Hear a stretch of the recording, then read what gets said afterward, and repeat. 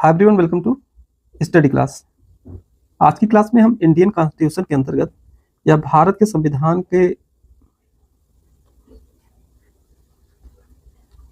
के अंतर्गत fundamental right के बारे में या मौलिक अधिकार के बारे में चर्चा करेंगे।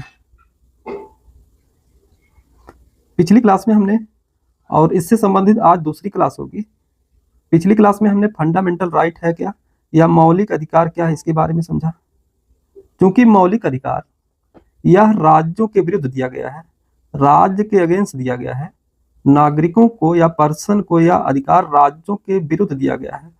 और हमने देखा कि जो फंडामेंटल राइट का पार्ट 3 है उसमें राज्य की परिभाषा क्या है, तो हमने आर्टिकल 12 के अंतर्गत देखा कि राज्य के अंतर्गत कौन कौन से निकाय शामिल हैं। तो राज्य की परिभाषा क्या है, आर्टिकल 12 के अंतर्गत देखा। इसके बाद आर्टिकल 13 के बारे में चर्चा की गई। आर्टिकल 13 क्या कहता है कि न्यायपालिका को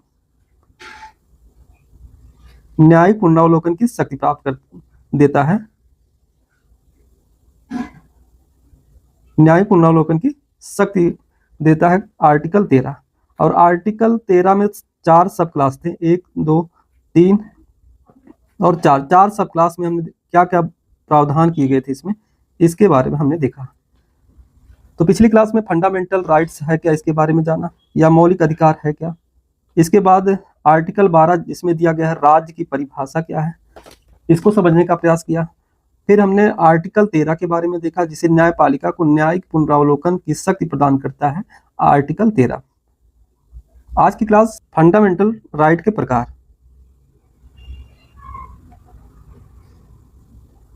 या मौलिक अधिकार के प्रकार के बारे में, कितने प्रकार के मौलिक अधिकार का उल्लेख है इंडियन कॉन्स्टिट्यूशन में। तो यदि देखा जाए कुल 6 प्रकार के फंडामेंटल राइट का उल्लेख किया गया भारतीय संविधान में। पहला जिसमें आता है समानता का अधिकार, और इससे संबंधित जो आर्टिकल है वह आर्टिकल 14 से लेकर 18 तक। दूसरा आता है स्वतंत्रता का अधिकार और संबंधित आर्टिकल है 19 से 22 तक। तीसरा आता है शोषण के विरुद्ध अधिकार और इससे रिलेटेड आर्टिकल है आर्टिकल 23 और 24।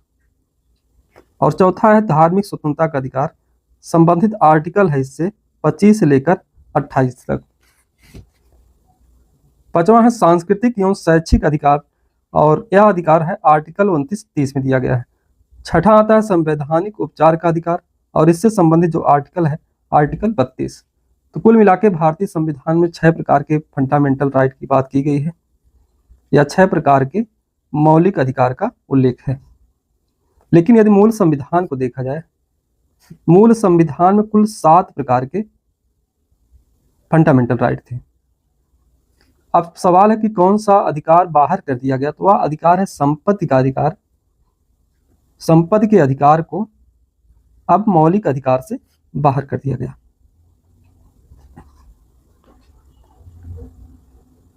के अधिकार को अब एक विधिक अधिकार बना दिया गया है। और कब बनाया गया, तो संपत्ति के अधिकार को 44 अमेंडमेंट द्वारा या संविधान संशोधन द्वारा संपत्ति के अधिकार को मौलिक अधिकार से बाहर कर दिया गया और इसे अब क्या है, विधिक अधिकार के रूप में रखा गया है।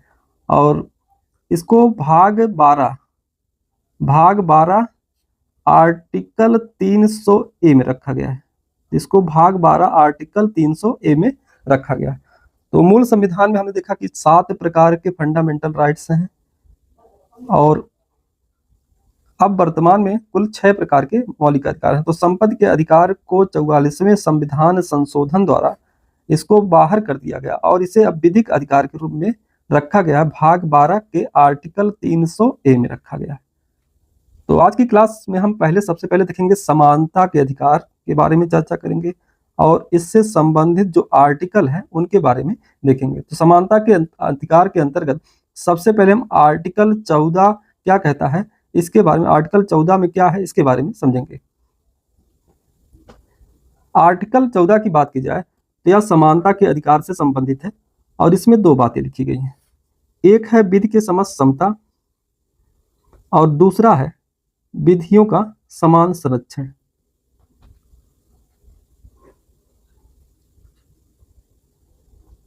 आर्टिकल 14 में दो प्रकार की बातें लिखी गई हैं।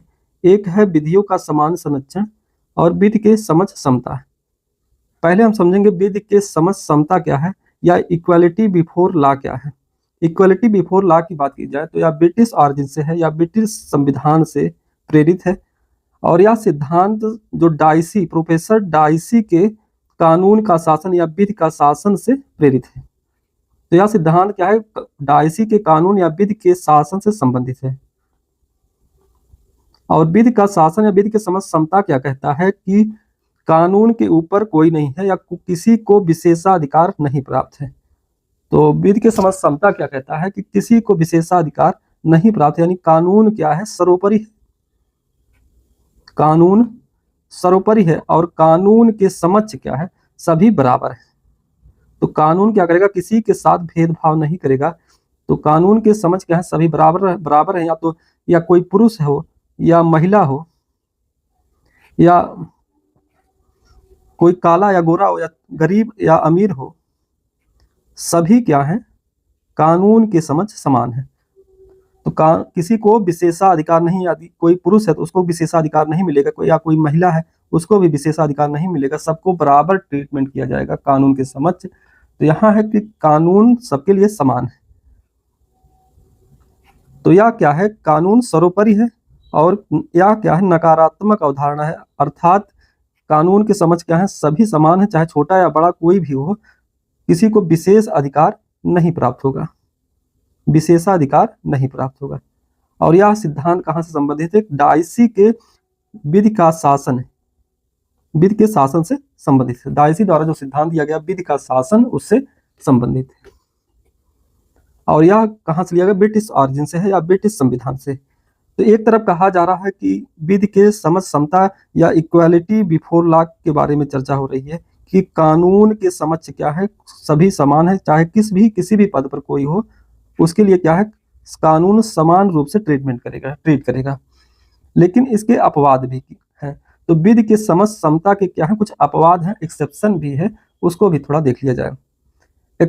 एक्सेप्शन में क्या है कि आर्टिकल 361 में कहा गया कि भारत के राष्ट्रपति और राज्यपाल को कुछ छूट प्राप्त है। तो आर्टिकल 361 के तहत भारत के राज्यपाल और राष्ट्रपति को कुछ छूट प्राप्त है। आर्टिकल 361 क्या कहता है कि यदि राष्ट्रपति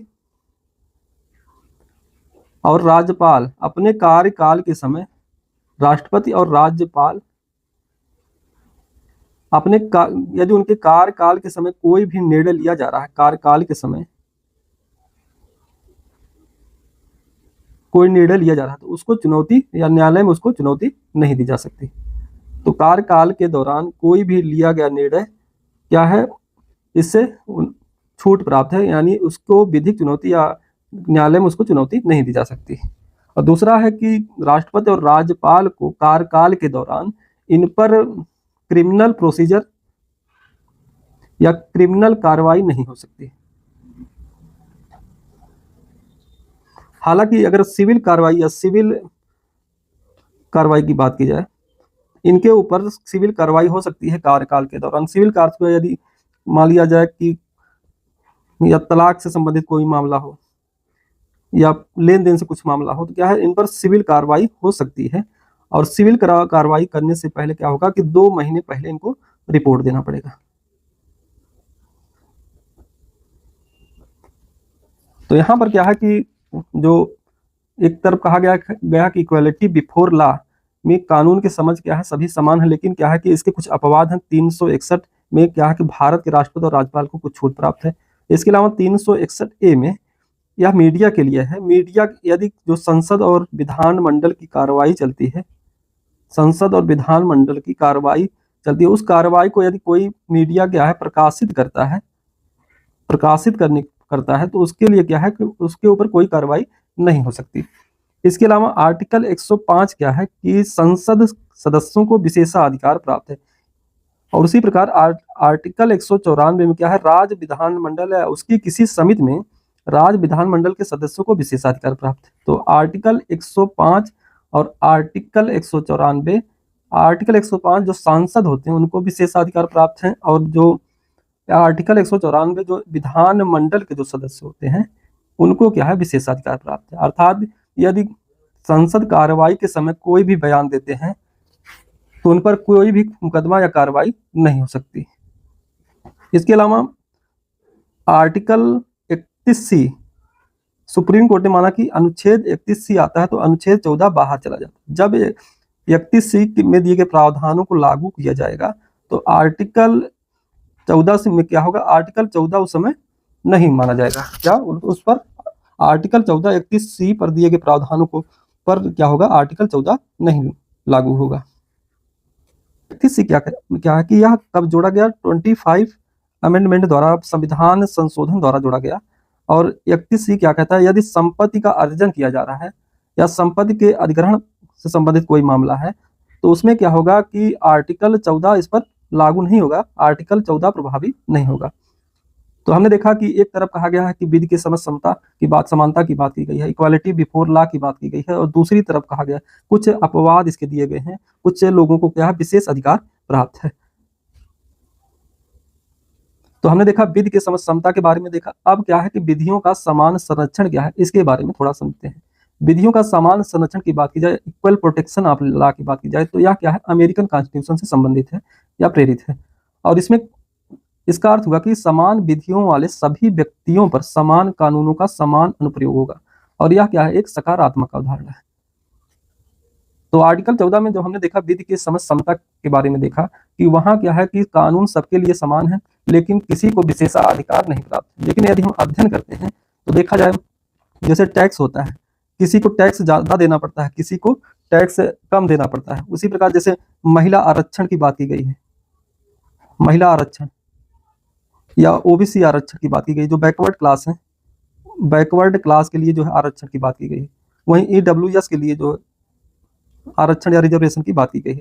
तो एक तरफ कहा गया है कि कानून की समझ क्या है, सभी समान है, कानून से सरोपर या कानून क्या है, सरोपर ही है, और कानून की समझ सभी क्या है, समान है। लेकिन एक तरफ क्या है, इन लोगों को कुछ विशेष अधिकार दिया गया, जैसे महिलाओं को रिजर्वेशन दिया गया है, जो लोकल गवर्नमेंट होती है 33% रिजर्वेशन की बात की गई। वहीं ओबीसी या बैकवर्ड क्लास के जो लोग हैं उनको क्या किया गया है, आरक्षण की व्यवस्था की गई है शैक्षणिक संस्थानों में। वहीं ईडब्ल्यूएस रिजर्वेशन दिया गया है। और टैक्स में क्या, किसी की इनकम ज्यादा है तो उनके लिए अधिक टैक्स लगता है, किसी की इनकम क्या है कम, उनके लिए भी क्या है, उनको कम टैक्स देना पड़ता है। तो एक तरफ कहा गया कि विधि की समझ समान है, लेकिन क्या है, दूसरी तरफ क्या है कि इनको कुछ अलग अलग वर्गों के लिए अलग अलग प्रावधान किया गया। तो यह क्या है, विधियों का समान संरक्षण है या इक्वल प्रोटेक्शन ऑफ लॉ है। इक्वल प्रोटेक्शन ऑफ लॉ क्या कहता है, समान वर्गों के लिए समान कानून बनाए जा सकते हैं।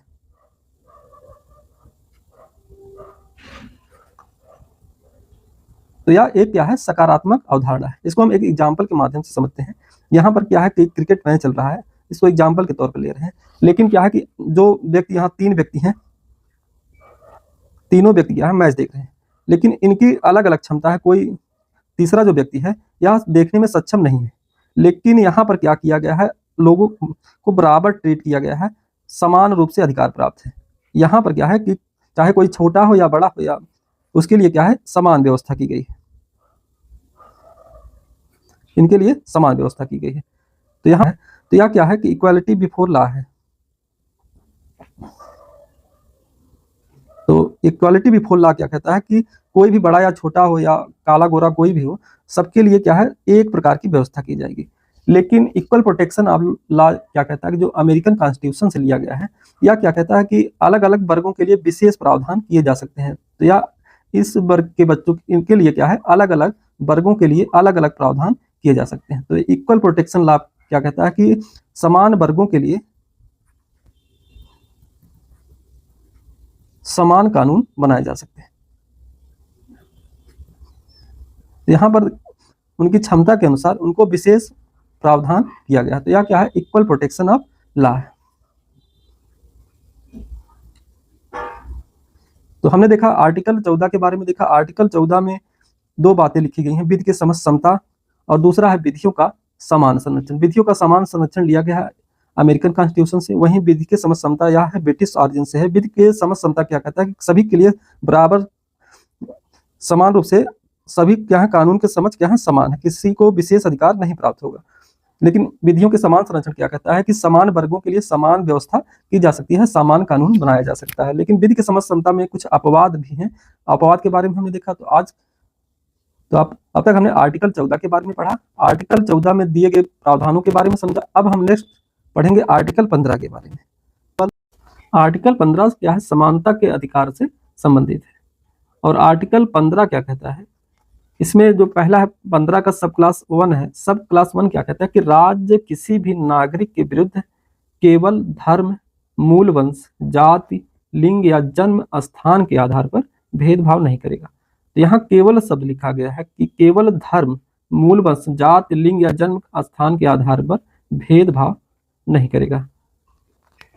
लेकिन अगर चाहे राज्य चाहे निवास स्थान के, यहाँ निवास स्थान नहीं लिखा गया, तो निवास स्थान के आधार पर भेदभाव कर सकता है। तो यहाँ केवल लिखा गया है, अर्थात इसके अलावा राज्य चाहे तो भेदभाव कर सकता है, लेकिन धर्म, मूल वंश, जात, लिंग या जन्म स्थान के आधार पर राज्य किसी के साथ भेदभाव नहीं करेगा। दूसरा क्या है कि धर्म, मूल वंश, जात, लिंग या जन्म स्थान इनमें से किसी के आधार पर, जैसे पहला है ए वाला है कि कोई दुकान है, सार्वजनिक रेस्तरां है या होटल है, मनोरंजन है। तो होटल, मनोरंजन ये सब क्या होते हैं कि किसी प्राइवेट संस्था होती है, प्राइवेट व्यक्ति के या किसी निजी व्यक्ति की संस्था होती है। जैसे होटल है, मनोरंजन के जो क्षेत्र है, या दुकान है, दुकान या सब क्या होंगे? प्राइवेट संस्था भी होगी। इसमें प्राइवेट दुकान या होटल, मनोरंजन के जो क्षेत्र हैं, तो उसमें क्या है कि किसी को धर्म, मूल वंश, जात, लिंग या जन्म स्थान के आधार पर किसी के साथ भेदभाव नहीं किया जा सकता। और इसका बी पार्ट क्या कहता है? 15(2) का कुआं, यदि कोई कुआं हो, तालाब, स्नान घाट, सड़क और सार्वजनिक मनोरंजन के स्थल हैं जो कि क्या है? पूर्णतः या आंशिक रूप से राजनिधि से बनाए गए हों, तो आम जनता के उपयोग के लिए समर्पित हो। तो यहाँ पर क्या है कि यदि कोई कुआं, कोई तालाब, स्नान घाट या कोई सड़क है, यदि इन पर क्या है? राज्य द्वारा पूर्णतः या आंशिक रूप से वित्तीय सहायता दी जा रही है इन पर, तो क्या है कि यदि कोई कुआं, तालाब है, स्नान घाट है या कोई सड़क है, राज्य द्वारा जो पूर्णतः या आंशिक रूप से इस पर वित्तीय सहायता दी जा रही है, तो वित्तीय सहायता इन पर दिया जा रहा है, तो क्या होगा कि धर्म, मूल वंश, जाति और लिंग, जन्म स्थान के आधार पर इनमें क्या है? इनको किसी भी व्यक्ति को इसमें प्रवेश से रोका नहीं जाएगा। तो आर्टिकल 15(2) क्या करता है कि राज्य और निजी व्यक्तियों दोनों द्वारा भेदभाव को प्रतिबंधित करता है। तो आर्टिकल 15(2) क्या है कि एक ऊपर वाला क्या है कि कोई निजी व्यक्ति का कोई दुकान है या सार्वजनिक स्थल है या होटल है, उनके लिए है। और दूसरा क्या है कि राज्य द्वारा पूर्णतः या आंशिक रूप से पोषित या वित्तीय सहायता प्राप्त कोई, जैसे कुआं, तालाब, स्नान घाट, सड़क और सार्वजनिक मनोरंजन के स्थल हैं, उन पर क्या होगा कि इन आधारों पर भेदभाव नहीं किया जा सकता किसी व्यक्ति से। तो आर्टिकल 15 में हमने देखा क्या क्या प्रावधान है। अब आर्टिकल 15 के एक्सेप्शन क्या है या आर्टिकल 15 के अपवाद क्या है, उनके बारे में देख लें।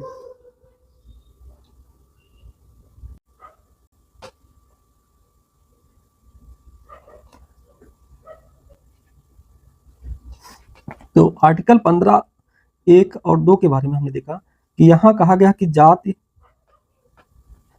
धर्म, मूल वंश, जाति, धर्म, मूल वंश या लिंग या जन्म स्थान के आधार पर राज्य किसी के साथ भेदभाव नहीं करेगा। तो इन आधारों पर कहा गया कि इन आधारों पर राज्य किसी के साथ भेदभाव नहीं करेगा। लेकिन इसके अपवाद क्या? 15(3) क्या कहता है? आर्टिकल 15 सब क्लास 3 क्या कहता है कि यदि महिलाओं और बच्चों के लिए विशेष उपायों की अनुमति देता है, तो यदि सरकार क्या करे या राज्य क्या करे, महिलाओं और बच्चों के लिए कुछ विशेष प्रावधान,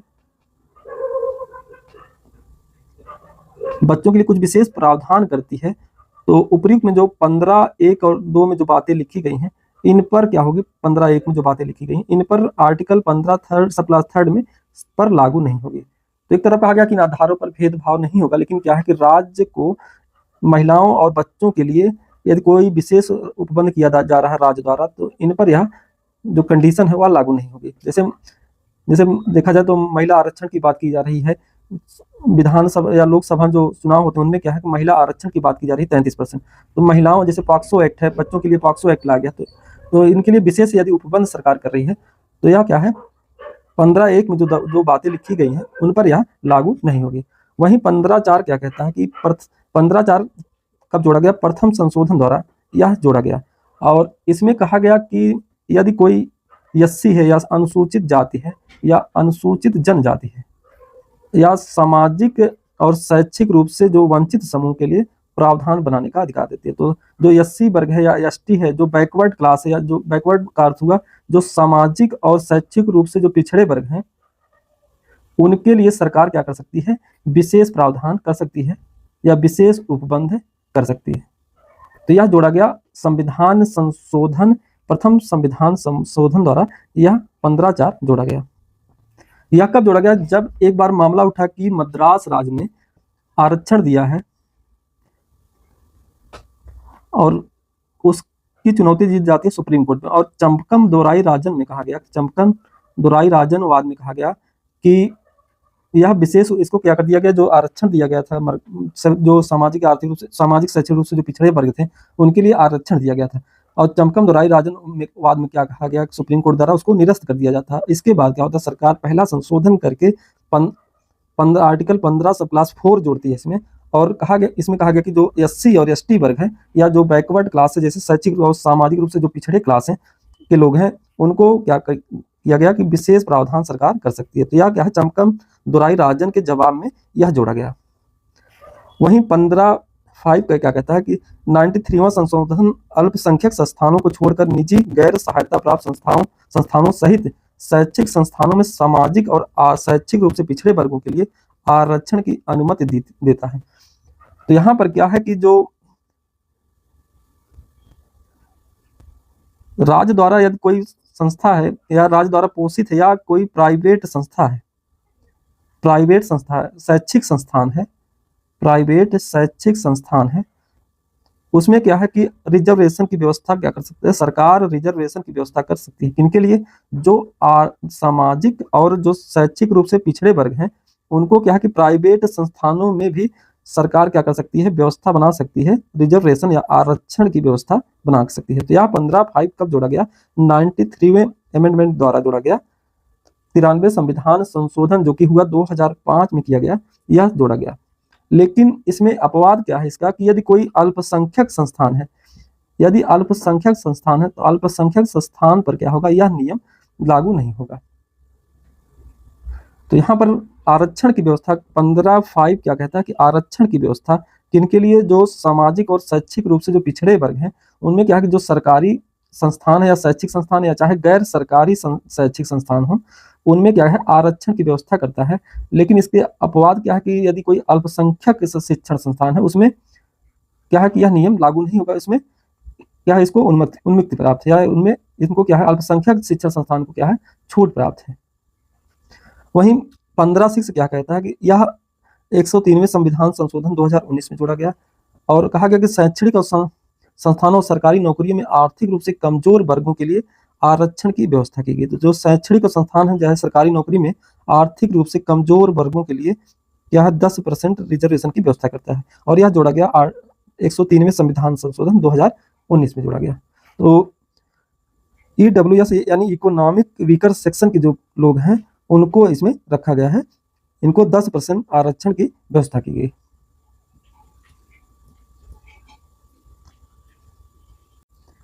अब हम आर्टिकल 16 के बारे में पढ़ेंगे और यह भी क्या है, समानता के अधिकार से संबंधित है। आर्टिकल 16 क्या कहता है कि equality of opportunity in matters of public employment. तो राज्य के अधीन जो सरकारी नौकरियां हैं या सार्वजनिक रोजगार है उनमें क्या होगी, अवसर की समानता होगी। तो राज्य इसमें क्या है, अवसर की समानता होगी इसमें। तो राज्य के अधीन जो भी नौकरियां हैं उसमें क्या होगा, अवसर की समानता प्राप्त होगी। तो 16(1) क्या कहता है कि राज्य के अधीन किसी भी कार्यालय में रोजगार या नियुक्ति के मामले में सभी नागरिकों को के लिए क्या है, समान अवसर सुनिश्चित करता है। तो राज्य के अधीन जो भी एम्प्लॉयमेंट है या अपॉइंटमेंट है उनमें क्या होगा,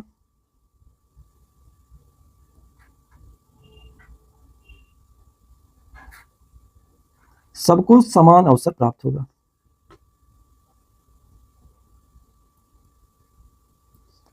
इनमें क्या होगा, सबको समान अवसर प्राप्त होगा। तो राज्य 16(2) क्या कहता है कि राज्य धर्म, मूल वंश, जाति, लिंग, वंश, जन्म स्थान या निवास स्थान के आधार पर किसी के साथ भेदभाव नहीं करेगी। तो राज्य क्या है कि धर्म, मूल वंश, जाति, लिंग, वंश, जन्म स्थान और निवास के स्थान पर। जब हम आर्टिकल 15 पढ़ रहे थे उसमें निवास यहाँ पर क्या है, उसमें 5 आधार पर था, 5 आधार पर राज्य किसी के साथ भेदभाव नहीं करेगी। लेकिन यहाँ पर क्या है, आर्टिकल 16 में 7 आधार पर क्या है, राज्य किसी के साथ जो सरकारी एम्प्लॉयमेंट है, अपॉइंटमेंट है या सरकारी जो नौकरियां हैं उनमें क्या होगा, अवसर की समानता होगी। इन आधारों पर राज्य किसी के साथ भेदभाव नहीं करेगा। तो यह क्या है कि जो सार्वजनिक नौकरियां राज्य के अधीन, उनमें इन आधारों पर राज्य किसी के साथ क्या करेगा, भेदभाव नहीं करेगा। लेकिन आर्टिकल 16 के कुछ एक्सेप्शन है या कुछ अपवाद भी हैं, इसको भी हम थोड़ा देख लें। एक तरफ कहा गया कि राज्य जाति, धर्म, मूल वंश या वंश, निवास स्थान या जन्म स्थान के आधार पर किसी के साथ भेदभाव नहीं करेगा। लेकिन आर्टिकल 16(3) क्या कहता है कि संसद को किसी राज्य, केंद्र शासित प्रदेश या अन्य स्थानीय संस्थाओं के भीतर विशिष्ट नौकरियों या पदों के लिए निवास की आवश्यकता निर्धारित कर सकती है। तो यहाँ पर क्या है कि यदि कोई स्टेट मान लिया जाए, जैसे तेलंगाना है, तेलंगाना के अधीन जो भी क्या है नौकरियां हैं, उनमें क्या है कि किसी को निवास स्थान के आधार पर, इनमें क्या है कि निवास स्थान के आधार पर भेदभाव किया जा सकता है। और इससे संबंधित जो कानून कौन बनाएगा, वह पार्लियामेंट या संसद बनाएगी। तो निवास स्थान के आधार पर यदि भेदभाव किया जा रहा है, कुछ विशेष उपबंध किया जा रहा है, तो निवास स्थान के आधार पर जो शर्तें उसको लागू की जा रही है, तो वह उस पर कानून कौन बनाएगा, पार्लियामेंट या संसद कानून बनाएगी। इस पर संसद का कानून बनाएगी। एक तरफ कहा गया कि निवास स्थान के आधार पर भेदभाव नहीं किया जाएगा, लेकिन दूसरी तरफ कहा गया कि इनके आधार पर कहा कि इन पर क्या निवास स्थान के आधार पर शर्तें लागू की जा सकती हैं और उससे संबंधित जो कानून बनाएगा वह संसद बनाएगी या पार्लियामेंट बनाएगी। और अभी तक देखा जाए वर्तमान में जो आंध्र प्रदेश है, आंध्र प्रदेश और तेलंगाना में यह निवास स्थान के आधार पर शर्तें लागू। अगला क्या है कि 16(4) क्या कहता है कि राज्य सेवाओं में आरक्षण, राज्य को किसी भी पिछड़े वर्ग के लिए पद या नियुक्तियों आरक्षित करने का अधिकार है जिसका राज्य सेवाओं में पर्याप्त प्रतिनिधित्व नहीं है। तो इसमें कहा गया कि राज्य सेवाओं में यदि जो सरकारी नौकरियां हैं या उनमें क्या है कि पर्याप्त प्रतिनिधित्व नहीं है। किसका नहीं है, जो शैक्षिक और सामाजिक रूप से जो पिछड़े वर्ग हैं या बैकवर्ड क्लास है, यदि पर्याप्त प्रतिनिधित्व नहीं है इसमें, तो इसमें क्या है कि आरक्षण की व्यवस्था कर सकती है, इसमें आरक्षण की व्यवस्था की गई। तो 16(4) क्या करता है कि सरकारी सेवाओं में पिछड़े वर्गों के लिए या बैकवर्ड क्लास के लिए आरक्षण की व्यवस्था का प्रावधान करता है। अब इससे संबंधित विवाद क्या है, इसको हम थोड़ा देख लेते हैं, इसके बाद आगे बढ़ते हैं। 16(5) के बारे में पढ़ेंगे। पहली बार क्या होगा कि पिछड़ा वर्ग कौन होगा या बैकवर्ड क्लास कौन होगा, इसके लिए एक कमीशन का गठन किया जाता है। वह कमीशन था काका कालेकर। काका कालेकर समिति का गठन किया जाता है, कमीशन का गठन किया जाता है। तो पिछड़े वर्ग की पहचान के लिए काका कालेकर की अध्यक्षता में एक बैकवर्ड क्लास कमीशन गठित किया जाता है।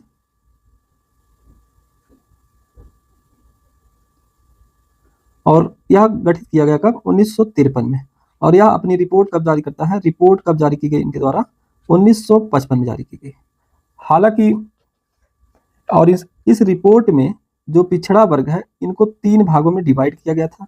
एक है बैकवर्ड क्लास और दूसरा है मोर बैकवर्ड क्लास और तीसरा मोस्ट बैकवर्ड क्लास। 3 भागों में डिवाइड किया गया था। हालांकि जो इनके द्वारा जो अनुशंसा की गई उसको लागू नहीं किया गया।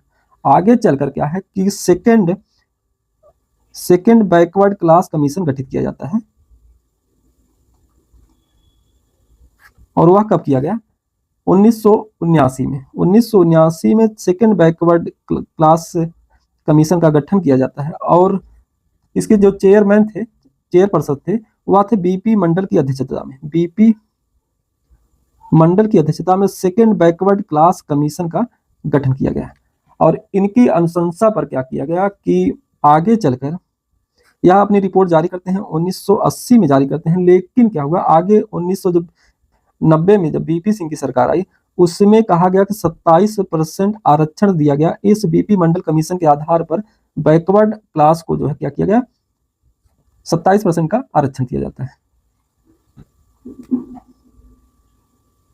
तो बीपी सिंह सरकार द्वारा 27% आरक्षण की व्यवस्था की जाती है। और पिछड़ा वर्ग कौन होगा? जो सामाजिक और जो शैक्षणिक रूप से जो पिछड़े थे, इनको बेस बना गया। जो सामाजिक और शैक्षिक जो पिछड़ापन है के आधार पर पिछड़े वर्ग की पहचान की गई। और इनके मंडल कमीशन के आधार पर 27% आरक्षण का प्रावधान किया गया बैकवर्ड क्लास को। तो और बैकवर्ड क्लास को 27% का आरक्षण दिया गया। लेकिन इन जो यह आरक्षण दिया गया, रिजर्वेशन दिया गया, और इसकी चुनौती दी जाती है सुप्रीम कोर्ट में, यह मामला जाता है। और एक वाद आता है कि इंदिरा साहनी बनाम भारत संघ 1992 में सुप्रीम कोर्ट का फैसला आता है। और उस फैसले में कहा गया कि जो आरक्षण की व्यवस्था समानता का विरोधी नहीं है। तो जो बैकवर्ड के आधार पर सामाजिक और शैक्षिक रूप से जो पिछड़ा वर्ग है, उनके लिए जो आरक्षण दिया गया था, उसको क्या किया गया, वैध ठहराया गया सुप्रीम कोर्ट द्वारा। तो आरक्षण का आधार जात को बनाया जा सकता है, या क्या है, सुप्रीम कोर्ट का फैसला है। लेकिन कहा गया कि आरक्षण की अधिकतम सीमा कितनी हो सकती है? 50% से अधिक नहीं हो सकती। तो जो रिजर्वेशन दिया जाता है, आरक्षण की जो सीमा है, यदि 100% में क्या है, लगभग 50% से ऊपर नहीं हो सकती। तो यह इंदिरा साहनी वाद बनाम भारत संघ में कहा गया कि सुप्रीम कोर्ट द्वारा, हालांकि आरक्षण की जो समय सीमा है, बालाजी वाद में भी कहा गया कि 50% से ऊपर नहीं हो सकती। अगला जो फैसला था कि पदोन्नति, प्रमोशन में क्या होगा, आरक्षण लागू नहीं होगा। तो इंदिरा साहनी बनाम भारत संघ में कहा गया कि प्रमोशन में क्या होगा, आरक्षण नहीं दिया जा सकता है।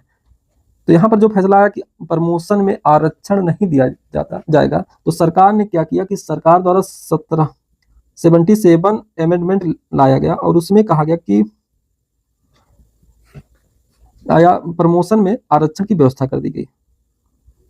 प्रमोशन में आरक्षण की व्यवस्था कर दी गई। और यह किसके लिए किया गया? जो एससी और एसटी वर्ग है, उनके लिए यह कहा गया कि प्रमोशन में भी इनको आरक्षण मिलेगा। तो 77th अमेंडमेंट द्वारा एक तरफ सुप्रीम कोर्ट का फैसला था कि पदोन्नति में आरक्षण नहीं लागू होगा, लेकिन सरकार द्वारा क्या किया गया, 77th अमेंडमेंट लाकर प्रमोशन में आरक्षण की व्यवस्था कर दी गई।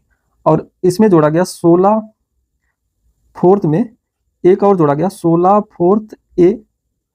एक आर्टिकल और जोड़ा गया। तो यह क्या करता है कि आरक्षण में एससी और एसटी वर्गों के लिए प्रमोशन में आरक्षण की व्यवस्था करता है। प्रमोशन में आरक्षण की व्यवस्था करता है। आगे कहा गया कि बैकलॉग का कैरी फॉरवर्ड नियम नहीं होगा। बैकलॉग और कैरी फॉरवर्ड नियम नहीं लागू होगा। अब बैकलॉग क्या है, या कैरी फॉरवर्ड नियम क्या है, इसको भी थोड़ा समझ लेते हैं। कैरी फॉरवर्ड नियम, यदि मान लिया जाए 100 सीट आई है 2021 में, किसी भी कोई भी पद है, उसमें क्या है कि 200 सीटें हैं, जिसमें ओबीसी की मान लिया जाए 27 सीटें हैं, जो रिजर्व सीटें हैं मान लिया जाए, रिजर्व सीट कितनी है, 27 है, और अनरिजर्व सीट मान लिया जाए 73 है। लेकिन क्या हुआ कि 2021 में जो रिजर्व सीटें थी, उसमें यदि 20 सीट में क्या फिल होता है, या 20 सीट भरी जाती है और 7 सीट खाली हो जाती है। लेकिन क्या हुआ कि अगली बार जब जो वैकेंसी आएगी 2022 की आएगी, उसमें क्या होगा कि यदि 40 सीट है ओबीसी की, और यानी रिजर्व सीट है, और मान लिया जाए अनरिजर्व सीट जो है 80 है, इसमें क्या होगा कि जो 7 सीटें क्या है शेष रह गई थी या भर नहीं पाई, उनको क्या होगा, अगले वर्ष इसमें जोड़ दिया जाएगा। तो 40 + 7 कुल मिलाकर कितनी हो जाएंगी, 47 सीटें हो जाएंगी। यही है कैरी फॉरवर्ड नियम। तो एक तरफ कहा गया कि कैरी फॉरवर्ड नियम नहीं लागू होगा, लेकिन सरकार द्वारा क्या किया गया, एक और संशोधन लाया जाता है, संविधान संशोधन। वह संशोधन था 21वां अमेंडमेंट द्वारा। 21वें संविधान संशोधन द्वारा, 81वें संविधान संशोधन द्वारा कैरी फॉरवर्ड नियम को जारी रखा गया सरकार द्वारा। और इसमें कहा गया कि आरक्षण की व्यवस्था न्यायिक पुनरावलोकन हो सकता है। तो आरक्षण में क्या है कि इसका न्यायिक पुनरावलोकन हो सकता है। अब है कि एक शब्द क्रीमी लेयर, अर्थात पिछड़ी जातियों के साधन संपन्न तबके को आरक्षण का लाभ नहीं मिलेगा। अब क्रीमी लेयर क्या है, इसको थोड़ा हम समझते हैं। एक रामनंदन समिति बनाई गई थी, रामनंदन समिति। और समिति की सिफारिश पर क्या किया गया कि यदि कोई कैंडिडेट है, यदि उसके मदर या फादर, माता पिता में से कोई भी क्या है संवैधानिक पद पर है, तो उसको क्या है आरक्षण का लाभ नहीं मिलेगा। और यदि माता पिता में से कोई भी क्या है ग्रुप ए की नौकरी कर रहा है, ग्रुप ए की नौकरी में है, तो उस कैंडिडेट को भी क्या होगा आरक्षण का, वह क्रीमी लेयर के अंतर्गत आएगा, आरक्षण का लाभ नहीं मिलेगा। इसके अलावा यदि माता प्लस पिता दोनों क्या है बी ग्रेड की नौकरी कर रहे हैं, तो उनको भी क्या है आरक्षण का लाभ नहीं मिलेगा। तो यह हुआ जो नौकरी पेशा वाले व्यक्ति हैं उनके लिए। अब जो प्राइवेट व्यक्ति हैं उनके लिए क्या निर्धारित किया गया, यदि किसी व्यक्ति की सालाना इनकम कितना है 6 लाख रुपया है, तो वह क्रीमी लेयर के अंतर्गत आएगा। हालांकि इसको 2017 में यह जो सीमा है उसको कितना कर दिया गया 8 लाख सीमा। तो 8 लाख तक इनकम जिनका इनकम है वह क्या है क्रीमी लेयर के अंतर्गत आएगा, और वह उसको क्या है आरक्षण का लाभ नहीं मिलेगा। तो इंदिरा साहनीवाद में क्या किया गया कि क्रीमी लेयर की व्यवस्था करने का प्रावधान किया गया। और इसी में कहा गया कि इसके लिए क्या हो, जो पिछड़ा वर्ग उनके लिए एक कमीशन का गठन किया गया या आयोग का गठन किया जाए। और आगे चलकर क्या होता है, नेशनल कमीशन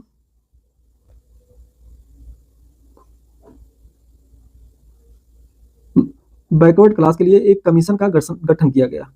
और उस समय क्या थी, या एक सांविधिक निकाय थी, उस समय यह सांविधिक निकाय थी। इसको गठन कब किया गया 1993 में। लेकिन 2018 में क्या किया गया, 2018 में 102वें संविधान संशोधन द्वारा इसको संवैधानिक दर्जा प्राप्त हो, यानी संवैधानिक दर्जा इसको प्राप्त हुआ। और इसमें आर्टिकल जोड़ा गया 368 बी। तो इंदिरा साहनीवाद में कहा गया कि एक कमीशन का गठन किया जाए। आगे चलकर एक national commission for backward class के लिए गठित किया जाता है 1993 में। उस समय जब गठित किया गया, यह क्या थी एक सांविधिक निकाय थी, और आगे चलकर यह इसे संवैधानिक दर्जा मिल जाता है। और 338 बी में क्या है बैकवर्ड क्लास के लिए कमीशन है, और इससे संबंधित जो आर्टिकल है 338 बी है।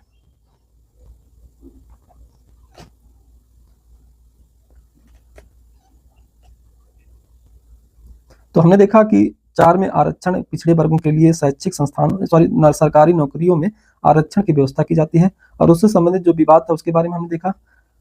अब 16.5 क्या कहता है कि धार्मिक या सांप्रदायिक आवश्यकता एक कानून या प्रावधान कर सकता है कि किसी भी धार्मिक या सांप्रदायिक संस्था में कोई पद धारण करने वाले व्यक्ति उसी विशिष्ट धर्म या संप्रदाय से संबंधित हो। तो यहाँ ऊपर कहा गया था 16 में कि इन आधारों पर भेदभाव नहीं हो सकता, लेकिन यदि कोई धार्मिक संस्था है, धार्मिक संस्था में किसी भी पद पर यदि कोई पद निकला हुआ है, तो उसमें यह बाध्यता नहीं है कि कोई धर्म की बाध्यता नहीं है कि धर्म के आधार पर भेदभाव नहीं किया जा सकता। तो यहाँ क्या है कि उसी धर्म का व्यक्ति क्या है कि यदि कोई हिंदू धर्म है या उसमें कोई पद है या कोई पद खाली है, तो क्या होगा उस पद पर हिंदू धर्म का व्यक्ति ही बैठेगा। इसके लिए यह क्या है कि अपवाद है। तो कोई संस्था है या धार्मिक समुदाय है, उस पर यदि कोई पद है तो उस पद पर क्या है कि उसी विशेष धर्म का व्यक्ति ही बैठ सकता है उस पद पर। इसके लिए कोई बाध्यता नहीं है। और 16(6) क्या कहता है कि आर्थिक आरक्षण जो राज्य आर्थिक रूप से वंचित नागरिकों के लिए 10% तक नौकरी या पद नियुक्तियों में आवंटित कर सकता है। तो यहाँ पर आर्टिकल 16(6) में EWS के लिए आरक्षण का प्रावधान किया गया है। तो कुल मिलाकर देखा जाए 16(4)A यह जोड़ा गया 77वें संविधान संशोधन द्वारा, जिसमें क्या है कि प्रमोशन में आरक्षण की व्यवस्था की गई है SC और ST के लिए। और 16(4) भी जोड़ा गया 21वें संविधान संशोधन द्वारा। इसमें कहा गया कैरी फॉरवर्ड का नियम लाया गया। और 16(6) कब जोड़ा गया? 103वें संविधान संशोधन 2019 में जोड़ा गया। जो आर्टिकल है वह है आर्टिकल 17। आर्टिकल 17 भी क्या है? समानता के अधिकार से संबंधित है। और यह क्या करता है कि अस्पृश्यता या अनटचेबिलिटी को क्या करता है? अंत। इसमें क्या अस्पृश्यता का अंत किया जाएगा आर्टिकल 17 में। तो यह क्या है कि अस्पृश्यता, क्योंकि जब भारत आजाद हुआ तो वहाँ क्या छुआछूत की समस्या विद्यमान थी, और आर्टिकल 17 में कहा गया है कि इसका क्या किया जाएगा? छुआछूत को समाप्त किया जाएगा। यदि कोई व्यक्ति क्या है छुआछूत को बढ़ावा दे रहा है तो उनके लिए क्या है? दंड विधि का निर्माण करेगी और उसके द्वारा दंड इनको दिया जाएगा। तो कोई भी व्यक्ति क्या है यदि छुआछूत को बढ़ावा दे रहा है तो संसद क्या कर सकती है? अस्पृश्यता के आचरण हेतु दंड का विधान कर सकती है, या दंड या विधि का निर्माण कर सकती है। तो संसद को क्या है कि अस्पृश्यता को खत्म करने के लिए दंड का प्रावधान कर सकती है, और यह अधिकार संसद को दिया गया है। आर्टिकल 17 और आर्टिकल 35 के तहत संसद कानून बनाकर अस्पृश्यता के आचरण को के हेतु दंड की विधि का निर्माण कर सकती है। तो अस्पृश्यता को खत्म करने के लिए अस्पृश्यता या अनटचेबिलिटी को कोई बढ़ावा दे रहा है उसके लिए क्या है? दंड का प्रावधान सरकार कानून बनाकर कर सकती है। तो आगे चलकर क्या होता है कि संसद द्वारा 1955 में अस्पृश्यता निरोधक अधिनियम का निर्माण किया गया, और 1976 में इस अधिनियम में संशोधन कर इसे सिविल अधिकार संरक्षण अधिनियम 1955 रखा गया। तो आगे सरकार द्वारा कानून बनाया गया अस्पृश्यता को कम करने के लिए। उस या कोई भी क्या है अनटचेबिलिटी को बढ़ावा दे रहा है उसके लिए दंड का प्रावधान करने के लिए सरकार ने कानून बनाया, अस्पृश्यता निरोधक अधिनियम 1955 में बनाया। लेकिन 1976 में इसका नाम कर दिया गया सिविल अधिकार संरक्षण अधिनियम 1955 रखा गया। और आगे चलकर 30 जनवरी 1990 को अनुसूचित जाति और अनुसूचित जनजाति अत्याचार निवारण अधिनियम 1989 अस्तित्व में आया। तो यह भी क्या है? अनटचेबिलिटी या आर्टिकल 17 क्या है? यह भी निजी व्यक्तियों के लिए भी है कि यदि कोई निजी व्यक्ति इसको बढ़ावा दे रहा है या छुआछूत को बढ़ावा दे रहा है उसके लिए क्या है? दंड का प्रावधान कर सकती है। और दंड का प्रावधान कौन करेगा? संसद कर सकती है। अब हम अगले आर्टिकल को देखेंगे, आर्टिकल 18 के बारे में। आर्टिकल 18 क्या कहता है? एवोल्यूशन ऑफ टाइटल्स, यानी उपाधियों का अंत किया जाए। सरकार द्वारा क्या किया जाए? उपाधियों का अंत।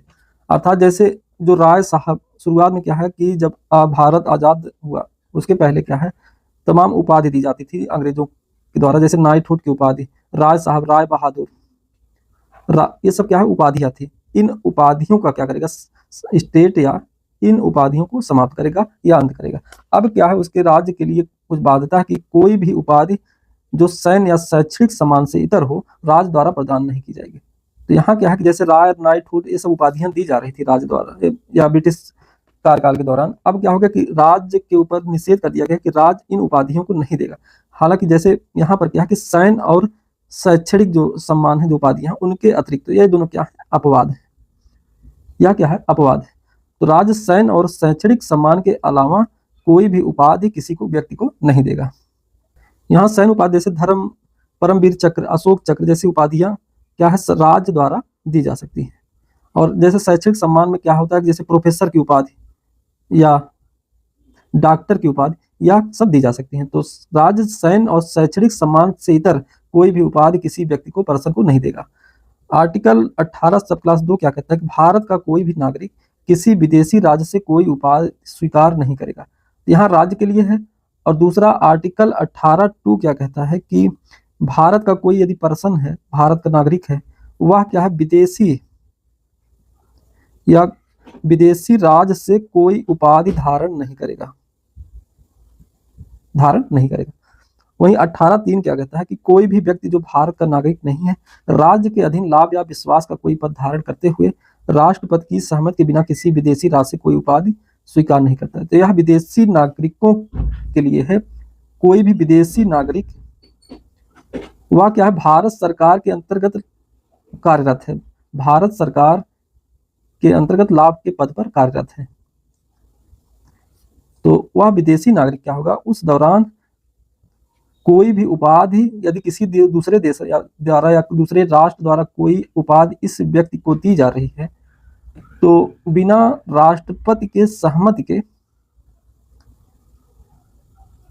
धारण नहीं करेगा। तो कोई भी व्यक्ति जो भारत का नागरिक नहीं है, विदेशी नागरिक है, लेकिन वह नागरिक क्या है, भारत के अधीन लाभ के पद या विश्वास पर किसी पद पर कार्यरत है, तो वह बिना राष्ट्रपति की सहमति से किसी भी विदेशी द्वारा यदि कोई उपाधि दी जा रही है तो उसको स्वीकार नहीं करेगा, राष्ट्रपति की सहमति के बिना स्वीकार नहीं करेगा। वहीं आर्टिकल 18(4) क्या कहता है कि राज्य के अधीन लाभ या विश्वास का कोई पद धारण करने वाला कोई भी व्यक्ति राष्ट्रपति की सहमति के बिना किसी विदेशी राज्य से उसके अधीन किसी भी प्रकार का कोई उपहार या पारिश्रमिक या पद स्वीकार नहीं करेगा। तो यहाँ पर क्या है कि यदि राज्य के अधीन कोई भी किसी भी पद पर कोई व्यक्ति है, पद या लाभ के पद या विश्वास पर क्या है कोई पद धारण करता है, कोई भी पर्सन, वह कोई भी उपहार, यहाँ उपहार है पारिश्रमिक या पद स्वीकार नहीं करेगा बिना राष्ट्रपति के सहमति के। तो राज्य के अधीन जो सेवाएं हैं उनमें कार्यरत कोई भी पर्सन है या व्यक्ति है, वह क्या है कोई पुरस्कार या पद या कोई धन या पारिश्रमिक क्या करेगा, धारण नहीं करेगा बिना राष्ट्रपति के सहमति के। यहाँ पर क्या कि उपाधि है, यहाँ पर क्या है उपहार, पारिश्रमिक या पद स्वीकार नहीं करेगा बिना राष्ट्रपति के सहमति के। आगे मामला उठा कि जो राष्ट्रीय पुरस्कार दिए जा रहे हैं, भारत रत्न या जो पद्म विभूषण ये सब दिए जा रहे हैं, वह क्या है उपाधि है कि नहीं। तो इसमें सुप्रीम कोर्ट का फैसला आया कि यह उपाधि नहीं है, उपाधि नहीं, लेकिन क्या है इनके नाम के पहले क्या है इनका इस्तेमाल नहीं किया जाए। जैसे किसी को मान लीजिए भारत रत्न दिया जा रहा है, ये व्यक्ति को भारत रत्न दिया गया, तो क्या या अपने नाम के आगे इसको टाइटल में नहीं लगाएगा, प्रयोग नहीं करेगा। तो सुप्रीम कोर्ट का जो फैसला है कि या जो भारत रत्न या जो पुरस्कार दिए राष्ट्रीय पुरस्कार दिए जा रहे हैं वह क्या है उपाधि नहीं है। तो आज की क्लास में हमने फंडामेंटल राइट के अंतर्गत जो समानता का अधिकार था उनके बारे में अध्ययन किया। तो आज की क्लास में बस इतना ही। तो आज की क्लास में 14 से लेकर 18 तक जो आर्टिकल थे समानता के अधिकार से संबंधित उनके बारे में चर्चा की। तो आज की क्लास बस यही समाप्त करते हैं। तब तक के लिए धन्यवाद।